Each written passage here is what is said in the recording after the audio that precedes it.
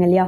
ஆனால் காலிஃப்ளவர்லேயும் பார்த்தீங்கன்னா ஒரு நாளுக்கு தேவையான 58% வைட்டமின் சி ஊட்டச்சத்து ஒரு கப் மூலமாகவே இந்த காலிஃப்ளவரில் நமக்கு கிடைக்கும். இப்போ ஒரு கப் அளவு மதிய உணவில் நீங்கள் சேர்த்தீங்க அப்படின்னாலே கிட்டத்தட்ட ஒரு நாளுக்கு தேவையான பாதியை விட அதிகமாகவே வைட்டமின் சி ஊட்டச்சத்து உங்கள் உடலுக்கு போய் சேர்ந்துடும். வைட்டமின் சி அப்படின்றது நம்ம உடம்புல நோய் எதிர்ப்பு தன்மையை நல்லா அதிகமாக்கக்கூடிய முக்கியமான ஒரு ஊட்டச்சத்து.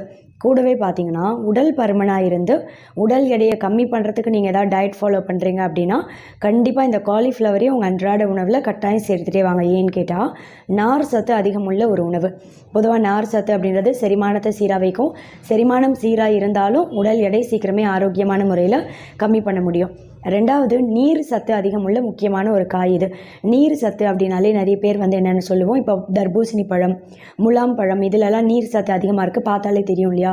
ஆனால் காலிஃப்ளவர்லேயும் பார்த்தீங்கன்னா கிட்டத்தட்ட 92% நீர் சத்து தான் இந்த காயில்